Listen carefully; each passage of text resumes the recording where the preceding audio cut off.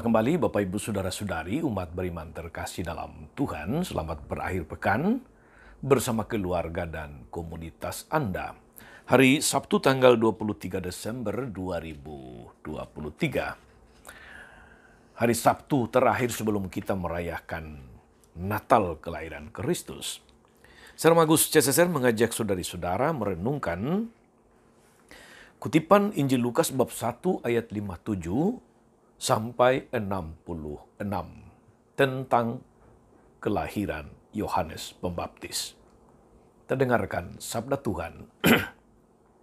Dalam nama Bapa dan Putra dan Roh Kudus. Amin.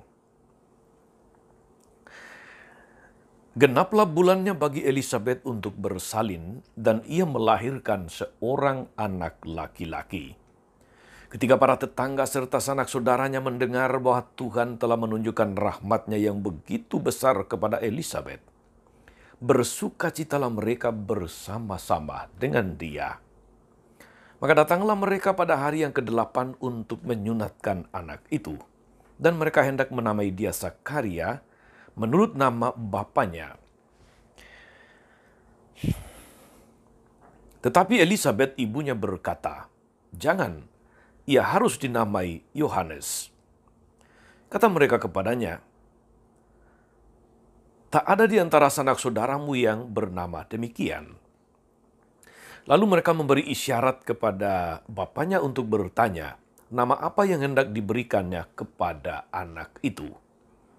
Sakaria meminta batu tulis, lalu menuliskan kata-kata ini. Namanya adalah Yohanes.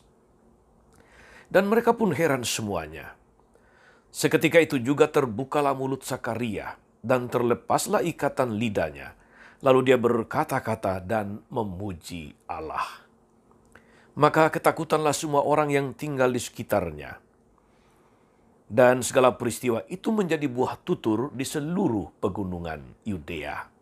Semua orang yang mendengarnya merenungkannya dan berkata, "Menjadi apakah anak ini nanti? Sebab tangan Tuhan menyertai dia." Demikianlah sabda Tuhan.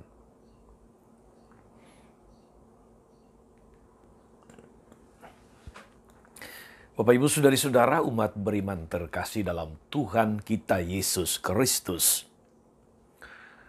Mujizat kelahiran Yohanes Pembaptis menjadi semacam katakanlah energi listrik yang menjalar, yang menyengat, yang mengaliri semua orang yang mendengarnya. Peristiwa itu menjadi buah tutur di seluruh daerah Yudea, tadi dikatakan demikian. Akan menjadi apakah anak ini nanti sebab tangan Tuhan menyertai dia?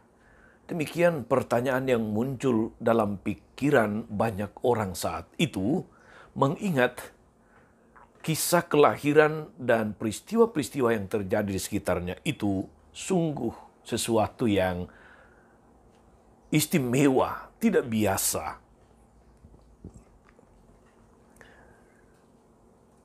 Masyarakat di seputar pegunungan Yudea mendapat privilege, mendapatkan keistimewaan.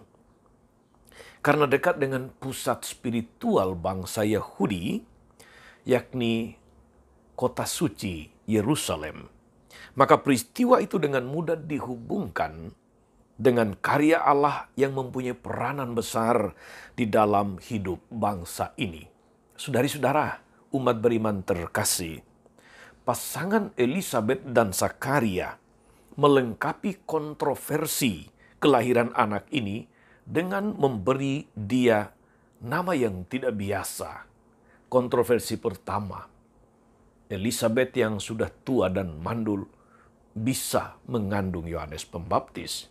Kontroversi kedua, Sakaria yang meragukan kabar dari Tuhan bahwa Elisabet istrinya sedang mengandung, kemudian menjadi bisu sampai Yohanes kemudian lahir. Dan kontroversi yang ketiga adalah pemberian nama dari anak ini, anak yang baru lahir ini. Karena tradisi pemberian nama anak di kalangan Yahudi adalah mengikuti garis keturunan ayah atau marga ayahnya. Tetapi yang terjadi dengan putra Elizabeth dan Zakaria ini adalah sesuatu yang sangat berbeda. Dia diberi nama Yohanes yang bukan nama dari kalangan ayahnya Zakaria. Nama itu memang sebuah identitas. Tidak boleh diberikan secara sembarangan. Namun pasangan ini lebih menuruti pesan malaikat di Kenisa ketika memberitakan kelahiran Yohanes, daripada menuruti adat kebiasaan yang berlaku di lingkungan itu dalam budaya mereka pada saat itu. Pertanyaan sekarang yang muncul adalah mengapa kelahiran ini, kelahiran Yohanes Pembaptis, begitu kontroversial. Keistimewaan yang melekat pada Yohanes itu ialah karena sejak dari kandungan, dia sudah ditentukan untuk menjadi bentara Mesias. Dia yang mempersiapkan kedatangan Sang Mesias.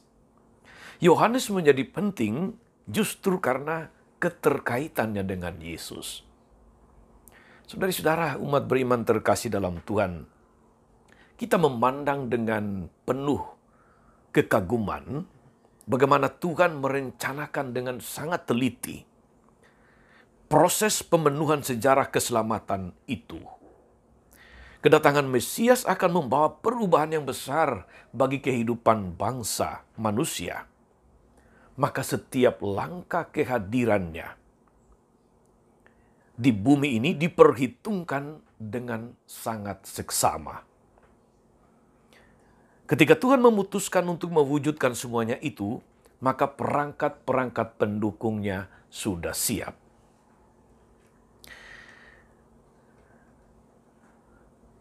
Disinilah sebetulnya saudara-saudara letak atau peranan kita juga, kita yang beriman dan percaya kepada Tuhan. Artinya adalah bahwa kita mesti mengkondisikan, memerankan hidup kita menjadi perangkat pendukung hidup dan karya Mesias. Seperti Yohanes, kita pun akan menjadi bentara-bentara Mesias di zaman dan di lingkungan hidup kita. Semoga saudara-saudara dengan mendengarkan, merenungkan kisah kelahiran Yohanes yang istimewa ini, kita dimampukan juga untuk percaya sepenuhnya akan rencana Allah yang sungguh luar biasa untuk kita, dan kita mempersiapkan menjadikan diri kita, keluarga kita, komunitas kita sebagai perangkat yang mana Tuhan pakai untuk melanjutkan karya-karyanya yang suci. Tuhan memberkati. Saudari-saudara sekalian, berkat Allah turun atas saudari-saudara, atas mereka kita doakan atau kita janjikan doa. Seluruh persiapan kita merayakan Natal senantiasa dibimbing, dilindungi dan diberkati oleh Allah yang Maha Kuasa, Bapa dan Putra dan Roh Kudus. Amin. Tetap sehat dan teruslah menjadi berkat. Jangan lupa like, subscribe, nyalakan lonceng notifikasinya. Salam 52, Tuhan memberkati.